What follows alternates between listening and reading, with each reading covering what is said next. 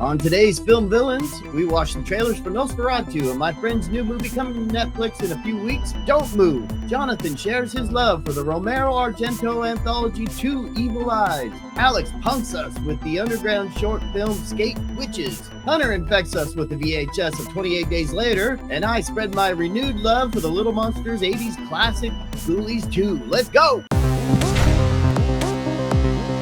What is up? Welcome to Film Villains. How's it going, guys? Great, bro. How are you? I'm doing all right. Man. Nice. Yeah, fucking. What you guys been up to? It seems like we haven't talked in so long. I mean, Hunter, you missed out on the last episode. Yeah, man. The top 31 fails of all time includes my Wi-Fi in northern Wisconsin. So yeah, yeah, man. I was so bummed, dude. But I appreciate you guys rocking it out, man, without me. It's in my top 31 days of missing you of all time, bro. I know, dude. I know. Yeah, the Wi-Fi crapped out. Then Jason burst into the cabin I was staying at and literally tried to kill me and my girlfriend with a machete. Yeah, so it became a whole thing. I had to vanquish him into the lake. So apologies for missing the show. Luckily, you guys are still virgins, so everything was safe. Yeah, exactly. Thank God. I'm still a virgin. I've been holding on to that for so long. It's gotten me this far. It's great. It's great. You watch enough horror movies, it's just safer, bro. It's honestly the safest way to be. Honestly, if you're watching the show, congrats on your virginity. If you're watching the show, there's an 85 to 87% chance that that's what team you're on, and that's great. Yeah, that's great, man. If you don't want to get, we got some. We got Halloween coming up. We got National Horror Movie Day coming up. I'm the founder of National Horror Movie Day. That's October 23rd. So make sure to celebrate everyone out there. But what are you guys up to this this spooky month? Just please go rent my movie. Oh yes, Tenants. Yeah, congrats. Which movie is that? Tenants. Go. Tenants. I'll have Ack if you, or we can put that in the bottom there. Put the link. Yeah. Where do we find Tenants to rent? It's on Amazon. It's on Apple. It's everywhere. On Voodoo. Ooh. So everywhere. It's everywhere.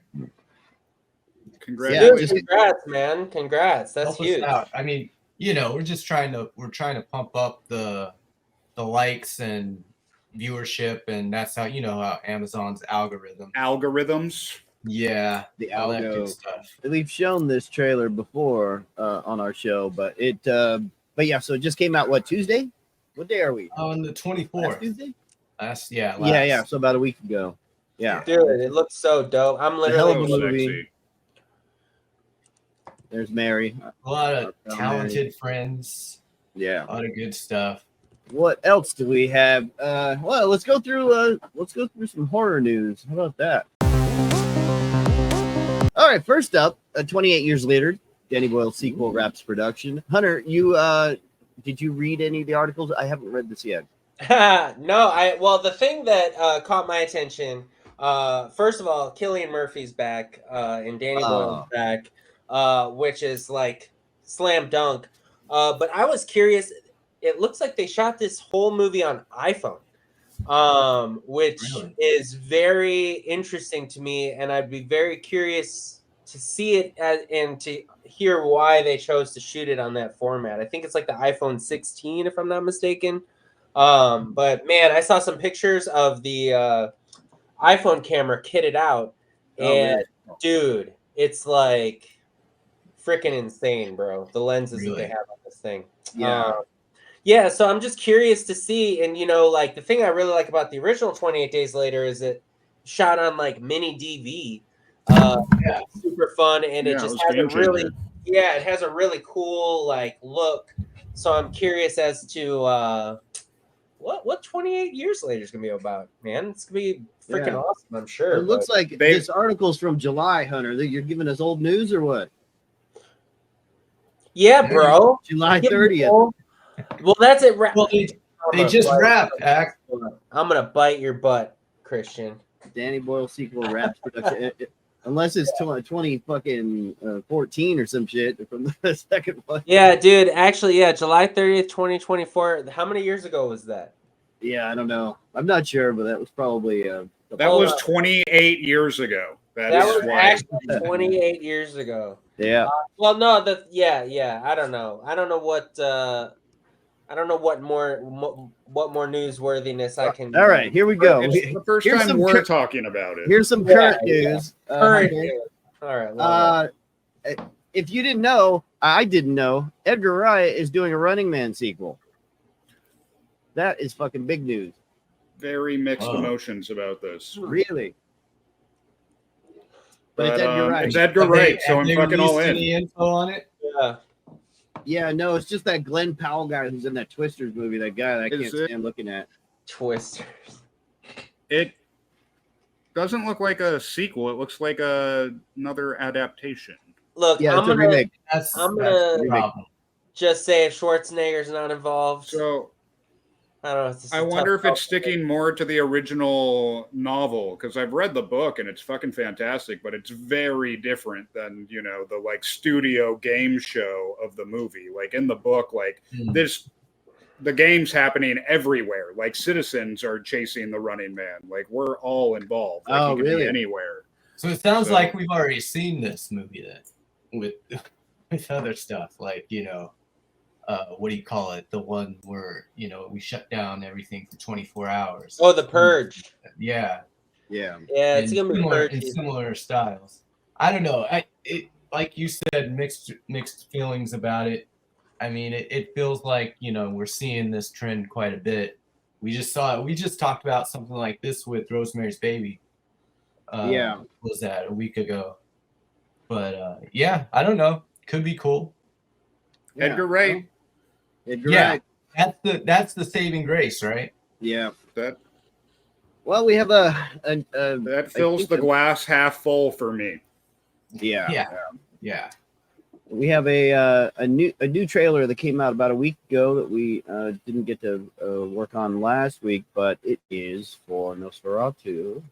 Oh. Robert Eggers' Nosferatu, and let's check it out.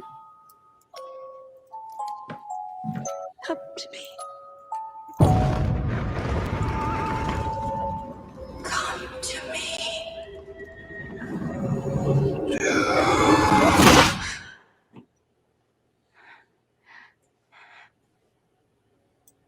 I've never shared my secret with any soul. You've had these spells since childhood. Tell me what you can from the beginning. It is like a dream. It was our wedding. When we turned around, everyone was dead. The stench of their bodies was horrible. Standing before me was death. But I had never been so happy.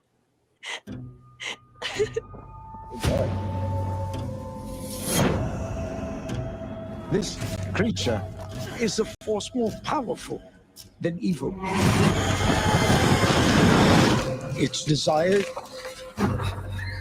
is to consume all life on Earth. Only you can redeem us. He is coming.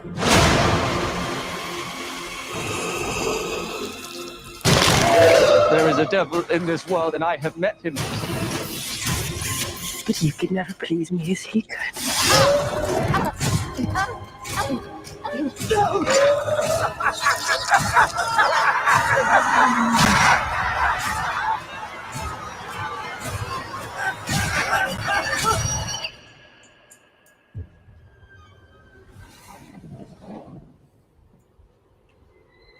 I'm ready.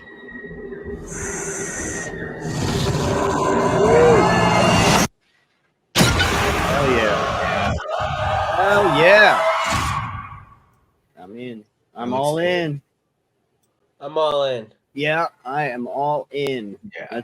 That's my jam right there. That looks like because I'm a Bram Stoker's Dracula fan and a witch fan, so that's just the blending of those two, man. I will say that, and I will say this confidently, that Robert Eggers is the greatest. Well, I shouldn't say that. Robert Eggers is. I'll PG it. Robert Eggers is my favorite working director right now. Yeah, your favorite new director. He's 3 for 3 for me. The Witch, I would say, is arguably the best horror movie of whatever fucking time. Like, it's past 24 years at least. It's so good. The Lighthouse is so good. Nosferatu looks incredible, man. I just love his style, the composition of his shots. There was a shot in that trailer of the shadow of the hand going over the whole town that was reminiscent of the witch silhouette shot in The Witch, where it's just the witch moving in front of the moon, and it's like, I just love how Robert Eggers puts these images together that are just so unsettling and so creepy and intense, and I can't fucking wait for Nosferatu, dude. I'm really hyped. I'll see that good Christmas night. Hell yeah. Yeah, and that's something. It's like my family always goes, or my sister always drags everybody out to go watch whatever bullshit fucking Marvel movies out, and I end up falling asleep at a noon fucking matinee. Just can't stand most of the movies we go see. Actually, I just kind of gave up. But maybe I'll drag at least my mom out to this one on Christmas Day. Dude, Robert Eggers is one of those directors that, for the foreseeable future, I'm going to go see every movie that he makes. Like, until he delivers something that isn't incredible. So like, he's for me 3 for 3. This looks like slam dunk. Yep. We'll see. Go Robert Eggers, man. Yeah. Come on the show, Robert Eggers. I'd love to pick your brain, man. Oh, yeah. Yeah, that would be cool. Next up, what you got? I have a couple of things by friends here. I just wanted to give a shout out to my friend Sean Keller. He has the 4th in his series of the Killer Sounds of Halloween albums. I have the first. Well, I just bought this one too, so I have all 4. You can buy it for $6.66. And it is all Halloween kind of music, many different genres. Go through all 4 albums and check out which one you like. And it's just like the perfect music to put on. Spooky Halloween music. Yeah, it's just fun, and you'll get like a Rob Zombie style, or a Kiss style, or like a murder ballad blues song, or an 80s pop song, or an 80s like goth song, or a 50s Monster Mash style rock and roll. Like, he is so diverse in what he does, and he has all these different singers and the friends that go in and sing. It's really good, really good, well made, and like you said, there's a lot of our friends that are people that we know of in the horror world that are on this too, that are really great. So some actors that we worked with, them like, oh wow, they're a great singer too.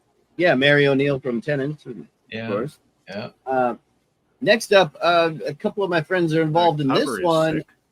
The Creature from the Black Lagoon remake. So my buddy Sean Tretta, who's I know through his wife Tiffany Shepis, he's going to write this for James Wan, and my buddy Raphael. Shout out to Raphael Jordan, who wrote The Treatment with James Wan. So that is really cool for them. Brian Cohen. Yeah, I don't know Brian. Yeah, Brian's a good friend of mine. Yeah. Oh, really? Oh, shit. Yeah. Okay, cool. So, excellent. Well, congrats to them. And dude, The Creature from the Black Lagoon is like an incredible IP, dude. Like, that hasn't been touched in forever. So that I can't wait to see what they cook up with that. Yeah. And he, Sean here did Mayans Motorcycle Club, that show. He was the executive producer, I'm pretty sure, or one of the producers of it. So congrats to all them.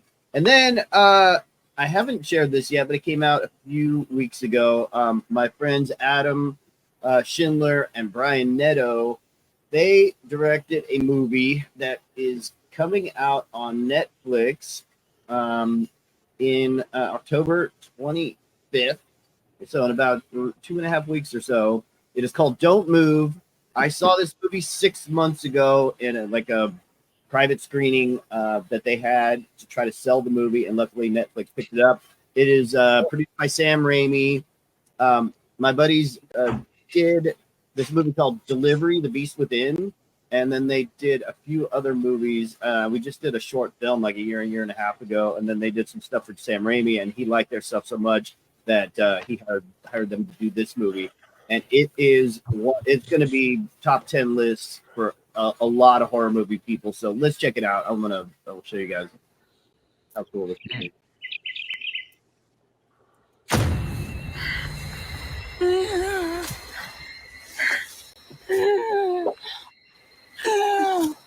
Have you started to feel it yet? What did you do to me? Just a special relaxant to make things easier on both of us. Are you crazy? You have about 20 minutes before you're completely paralyzed.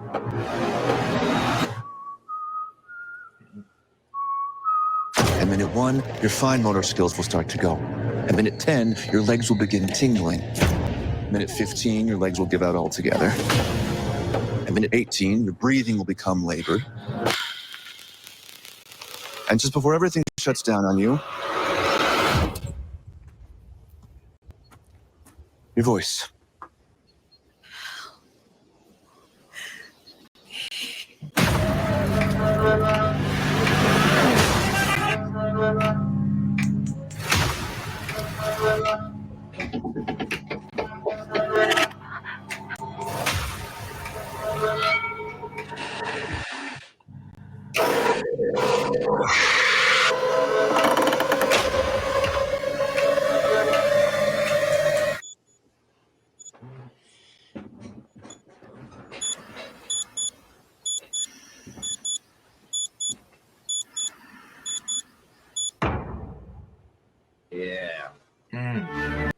Yeah, so this movie, that trailer does not give it only gives a little bit away, but I'm talking Hitchcockian, like fucking masterful suspense in this movie, and the acting, the script, the surprises, it is fucking phenomenal.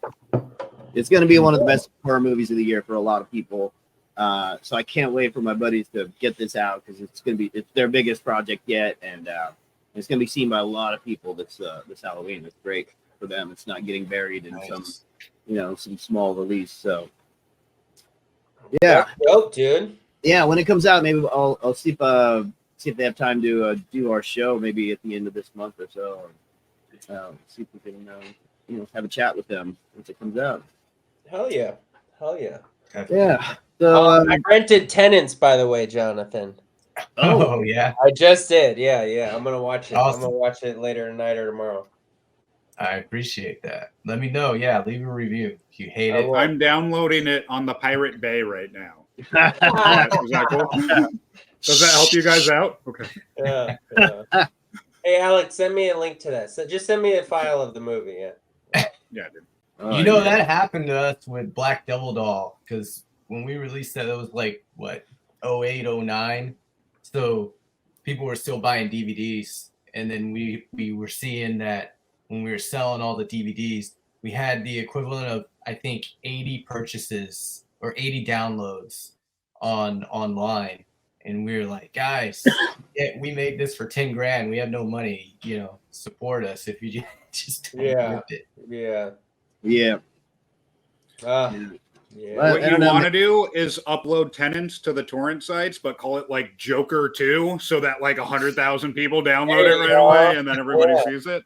That's the move right there. There you go. Leave out like the last 10 minutes so they have to rent it.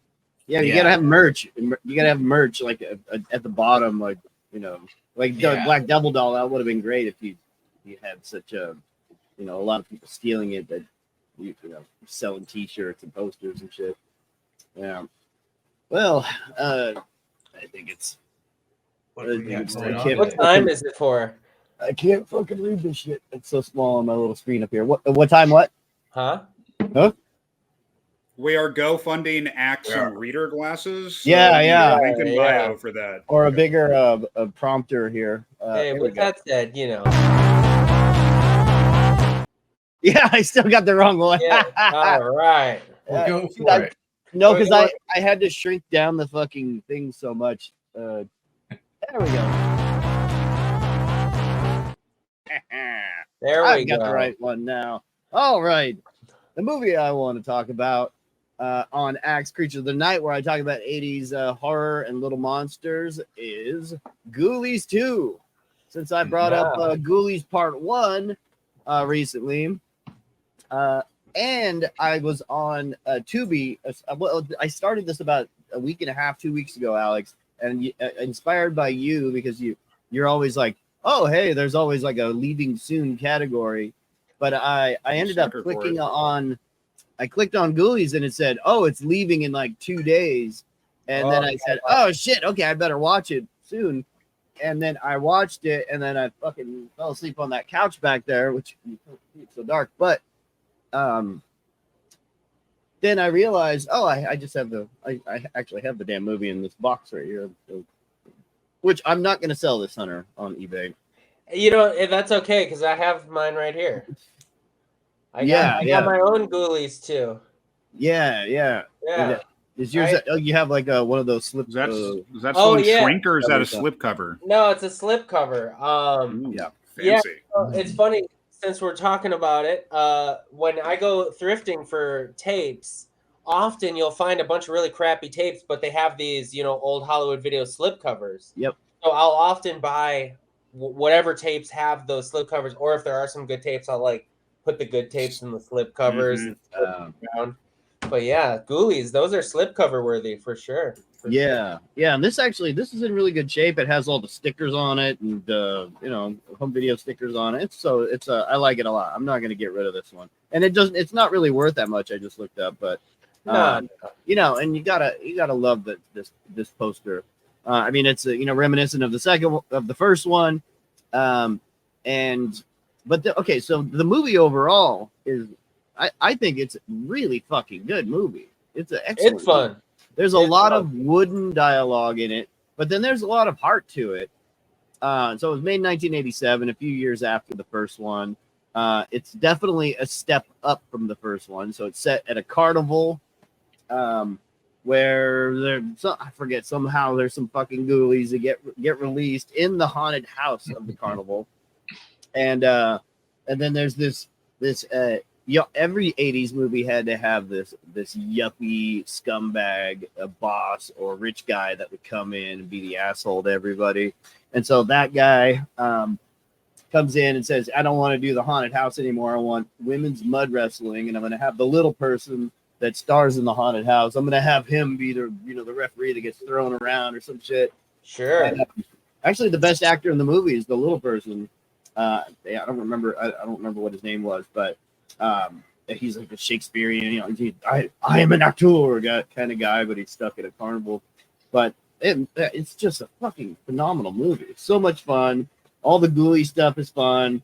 You always have these like cheesy crowd shots where everybody's bunched in, kind of like trauma movies, where they're always kind of staged, where people are cheering on the ghoulies, or people are scared of the ghoulies, or there's only a few actual stop motion shots of the ghoulies, but almost everything else is just fucking close up. So anytime somebody's getting attacked, it's always in close up.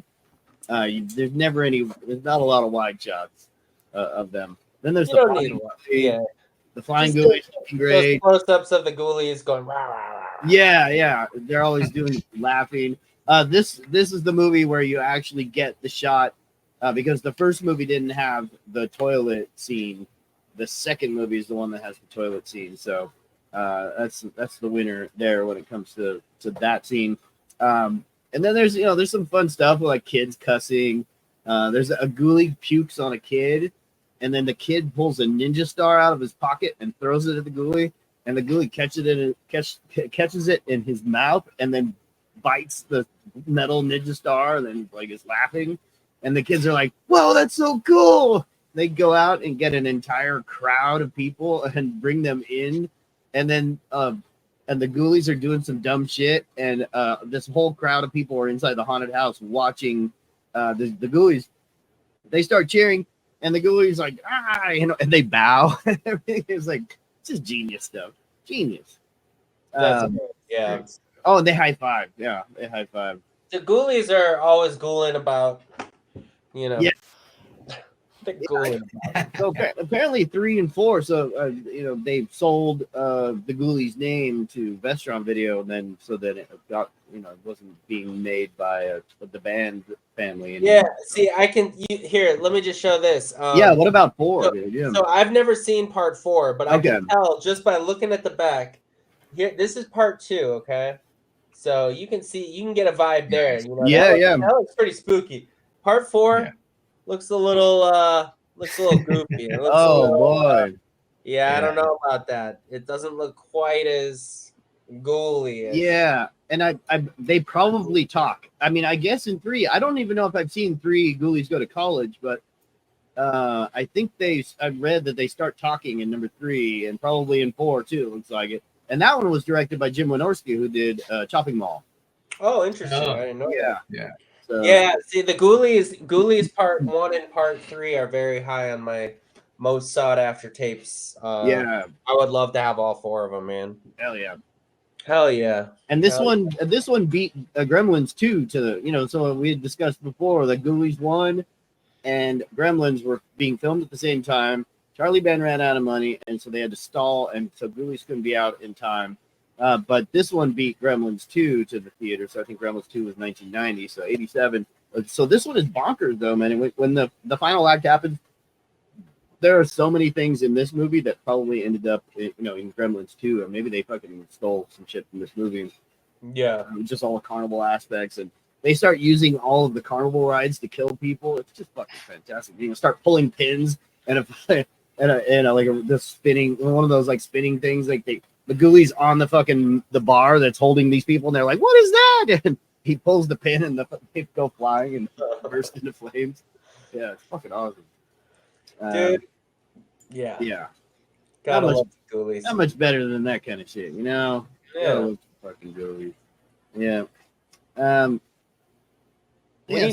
We need to get Aaron Mento on this show to talk about the Ghoulies. Oh yeah. Yeah, he loves the Ghoulies. Dude, you want to know one fact that's really interesting is that only 85% of the people watching our videos, and even the ones right now, are subscribed.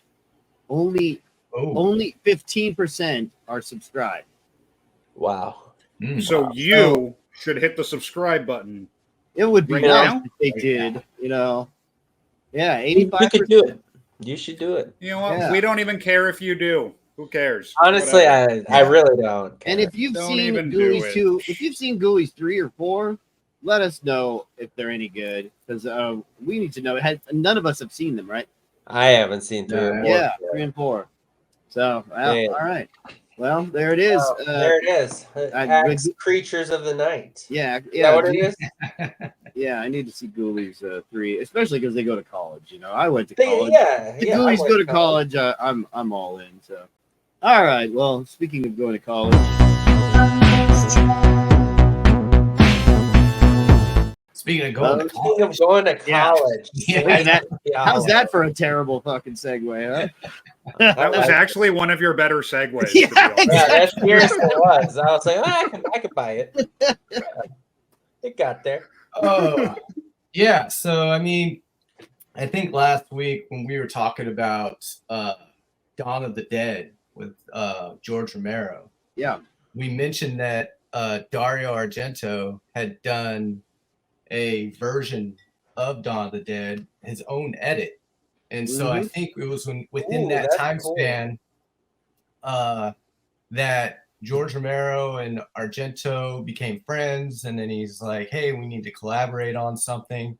And then lo and behold, you get Two Evil Eyes, which is George Romero and Dario Argento double feature, basically, all rolled. It plays kind of like an anthology, but it's only two stories, and Cool. it's fucking awesome. It's cool.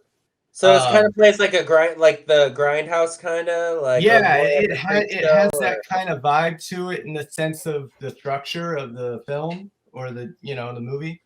But it's also they came across, they're like, what is a theme or what's somebody or something that we can both relate to or that we're both into?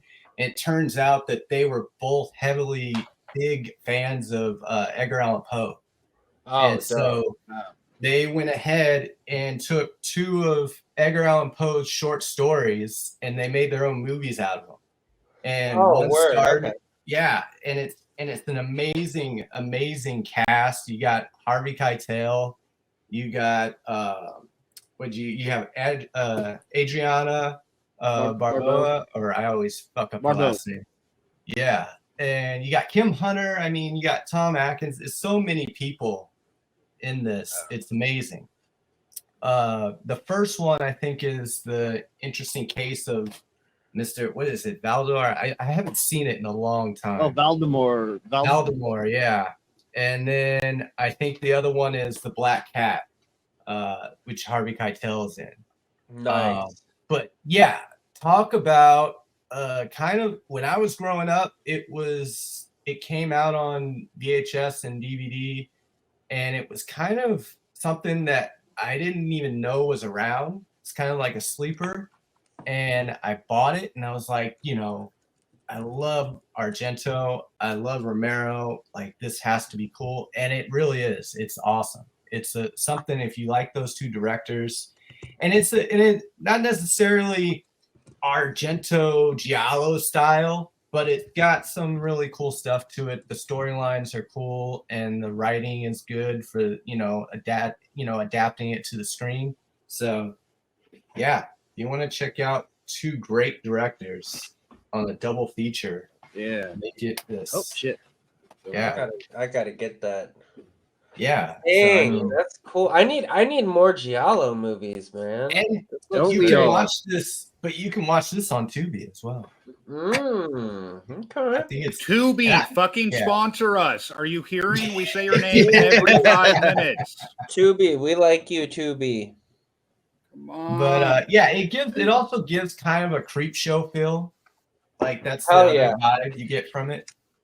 So yeah, have you guys anybody check this out? I have. I've seen it once and I don't recall really liking it, but I just don't remember much about it either though. I've had it for 20 years. Because you got bad taste. I gotta give it another spin, man. But hey, how about open yours up, Jonathan? What's inside yours? I have 2 discs in mine. How about yours? Getting personal. I have mine. I was looking for my copy earlier, and I was like, oh, there it is, and I popped it open, and I was like, oh shit. That's yeah. Film Villain Nation. How much do you fucking hate that? Yeah. Yeah. No shit. And But yeah, but Jonathan, I bet you it's in one of your other cases. That's exactly. Or in your fucking Dolly Parton CD from 1984. Yeah, there it is. Gotta be. That could be. It could be. Yeah. So, but yeah, dude, that's cool. I love when directors do that. Like when they do a little collaboration. Like I just think that's really cool. You get some really cool passion projects out of that. And I think I saw this after I saw Reservoir Dogs. So like Harvey Keitel, but then Harvey Keitel's also in Bad Lieutenant, if anybody's seen that. Yeah. The one that's different from Nicolas Cage. Because I think they did a remake of it with Nick Cage. I haven't seen that. That's the whole other story. But anyways, seeing Harvey Keitel as this photographer. He's a police photographer, and he's just starts going nuts over this cat that his woman has, and then the cat goes missing. And they're all based off of Poe's stuff, but his acting in that, and if you've seen anything with Harvey Keitel, he brings it every single time. So yeah. If anyone hasn't seen last week's episode of Film Villains, we did the top 31 greatest horror movies of all time, and it is our best episode yet, especially because Hunter couldn't be on it. We just did a phenomenal job, didn't we, guys? Poor Hunter didn't. We did do a really good job. Everyone was. The show was just. It was a hit, you know. We're really proud of it, and so take a look at it after this video. We'll definitely link it at the bottom. We'll definitely link it here or wherever I'm pointing, right up here, and we'll link it at the end too after this video. So, yeah, Alex, you want to talk about some movies here? I like movies.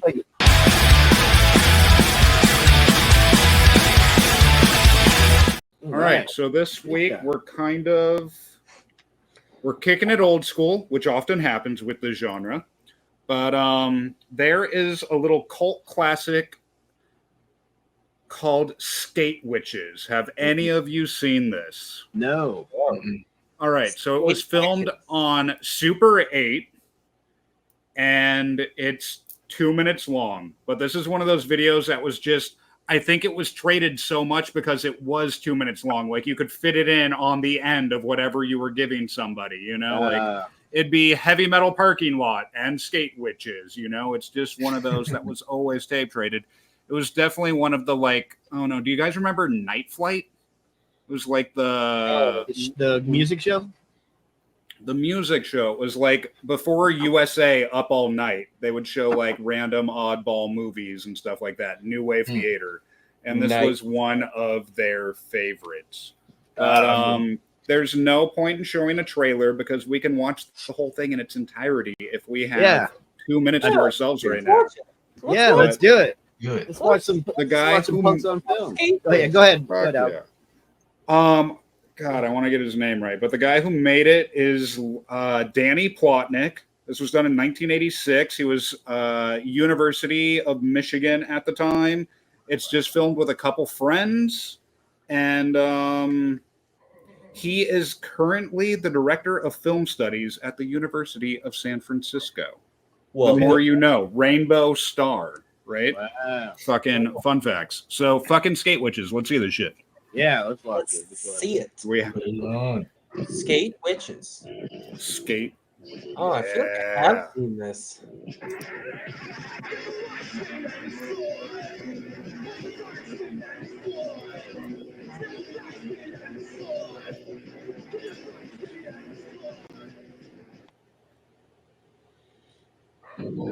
We're the Skate Witches, and we don't take no crap from no one. Yeah. Our own roles. For example, I'm the Queen Witch, and I only ride at midnight. I'm the best female skateboarder in town, and I'll fight anyone who begs to differ. I don't have no money to waste on a skateboard, so I take one from whoever I want, whenever I want. Yeah. Just fucking keep that guy over, dude. He's fucking funny, dude. He's just dead. Fucking gone. Skate Witches in our gang. That way we could run all the whip boy skateboarders off the streets. But we have our standards. If you don't have a rat, you can't be one of us. Shut the fuck up, dude. A rat? Those Skate Witches, they think they're real tough, but we're ready to rumble anytime. To be quite frank, they're not even that good as skateboarders. Yeah. Damn.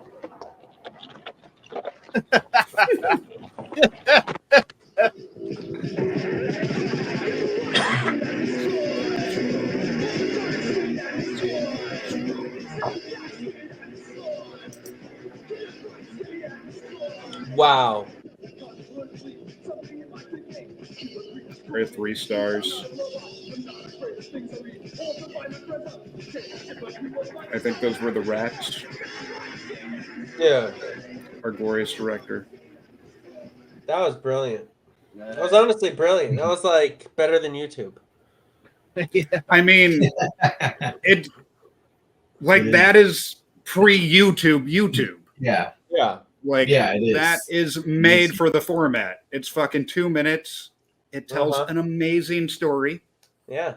Don't fuck with the Skate Witches, dude. That band, the song Skate and Destroy, it's a band called The Faction. They are the epitome of skate punk.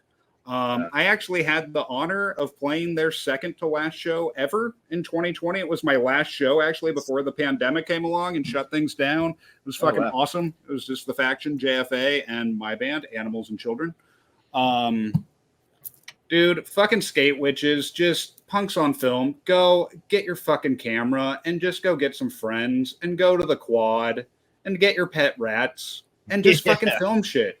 Because your little 2-minute short from 40 years ago, we're talking about right now. And this thing lives on in infamy forever and ever.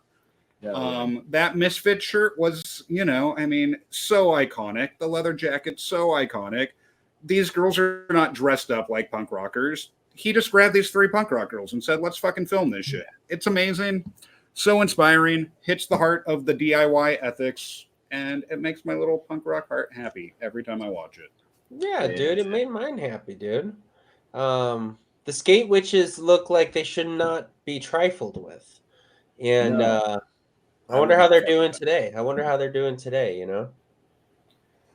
We're gonna, hey, if anybody knows where the skate witches are, tell them we need to do an interview on Film Villains with the skate witches. The skate witches. There you go. We'll do a heavy punk parking lot. Heavy punk quad lot. Quad lot. Revisiting.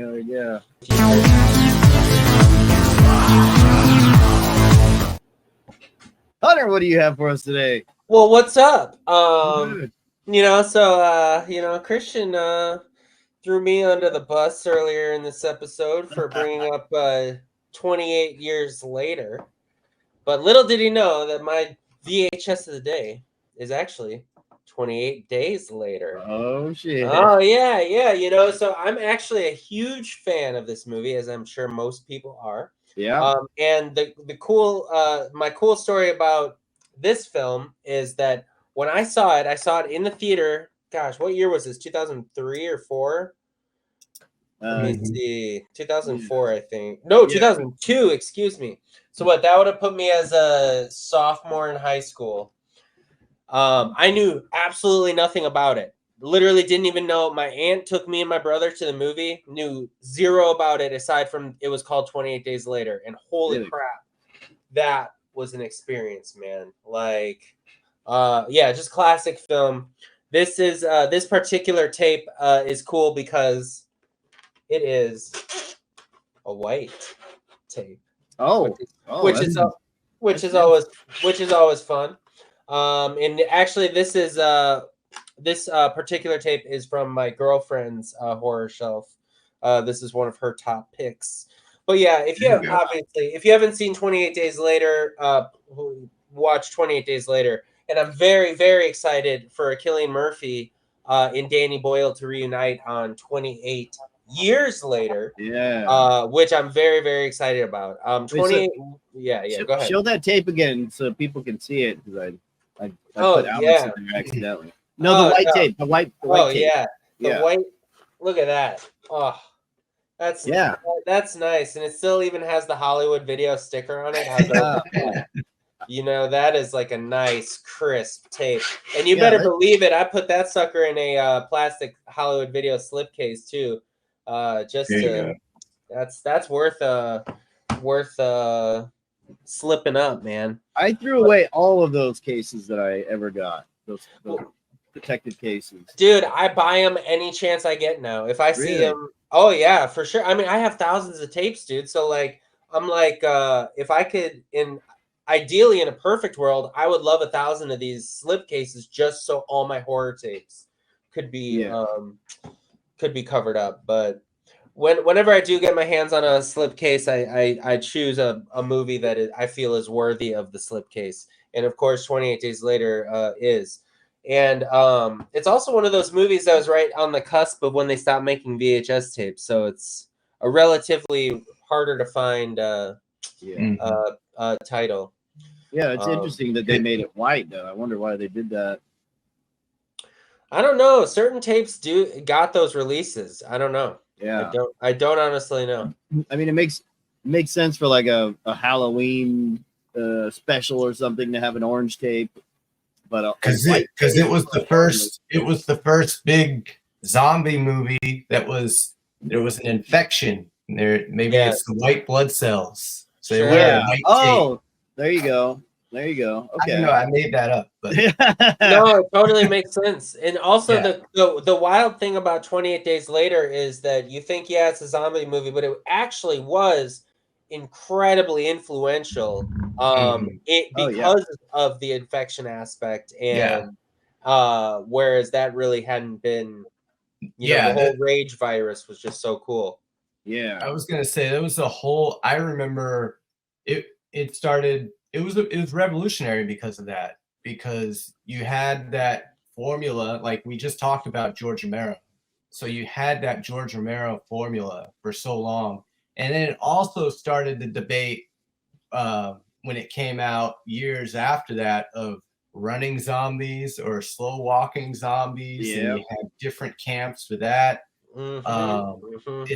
Just the idea of the virus and everything like that. I don't remember. Did the Resident Evil video game come out at the same time, or was it right before it? I can't remember. I think it was before it. Yeah. Like early 90s. Yeah, this was such a groundbreaking zombie movie. Kind of changed the game for zombies. And it was like a boost of adrenaline in that genre. Yeah, I guess this was the one that provided the second rush of zombies, because they were basically zombie movies before 28 Days Later, or I guess Resident Evil, the video game too, but before 28 Days Later, as in the movie world, there was it was just for us it was dead. Yeah, so it was only us horror fans were the ones watching them. I mean, maybe the regular layman would know about fucking Night of the Living Dead, but not much else, So also, even in the 90s, I mean, zombies. This made like you're saying. I'm just piggybacking off what you're saying. Yeah, it made zombies scary again too. Yeah, totally. And because I remember watching interviews with Tom Savini when he did the remake of Night of the Living Dead in 1990. He was trying to figure out, how am I going to make zombies scary, because they're on TV commercials and they're just kind of a hokey, funny kind of character. And so, and this completely, changed everything. So because they were frightening running at you. Yeah. And we had seen running zombies before, and Nightmare City. Yeah, not Nightmare City, of course, and they used machine guns in Nightmare City. But like you said, those were all for the horror fan. This is on a mainstream, big movie. Like, of course, like I love all of the Italian zombie movies and the different stuff where they were crazy and gory and scary, but this brought it to the mainstream public. I just went to London and the Abbey here about 5 or 6 months ago, and I was like, oh fuck! I was like realized, oh shit, I'm on the fucking spot where 28 Days Later starts. I'm like, this is fucking amazing! Oh, this is so cool. So I made sure to take pictures there, but it was filled with fucking people. It was so filled with people, that sidewalk right there. So. Well, I'm pretty sure that Danny Boyle, in order to shoot some of those sequences of the desolation and nobody around, he only had the budget to close down those streets for like 15 minutes at a time, or like 30. So he would set up like 7 or 8 or cameras all over the place to get like as many angles on Alex as possible. To in the 20 minutes that they would hold everybody to make it look and I'm sure they pissed off a lot of people, because that's a major hub of traffic there. There's not a lot of places I don't know, it's just fucking congestion constantly when I was there. So. And that makes sense using shooting on video, because then the cameras were much cheaper. You could get a bunch of them and put them everywhere. Exactly. Was this shot on video? This was shot on mini DV. Fucking way. Mini DV, bro. No joke. Oh fuck. I forgot. Yeah. Maybe I knew that. I don't remember that. Yeah, they had a shitload of those cameras, and which is why I'm excited about the 28 years later, because they're shooting it on iPhone. So it's like I just think that that's interesting. I don't know. I think it's gonna be cool. Yeah, and I mean we shot To Jennifer on on the iPhone 6 or 4. Yeah, 4. And I had a 6, right? Yeah, I think it's 6. Now we're up to 13 or 14. I believe 28 years later was inspired by To Jennifer. That's why they're Totally. And we'll do a 28 years later of To Jennifer. We'll do To Jennifer 28 years later and see. 28 Jennifers later. 28 Jennifers later. That's hilarious. But yeah, man, that's 28 days later, dude. You know, shout out to this tape. Love this tape. Watched it frequently. It's a classic. Can't wait to see what they put together. Can't wait to see Oscar winner Cillian Murphy in 28 years later. A new zombie movie. If you want to look at the 31 greatest horror movies of all time, check this video here because this is where it's at.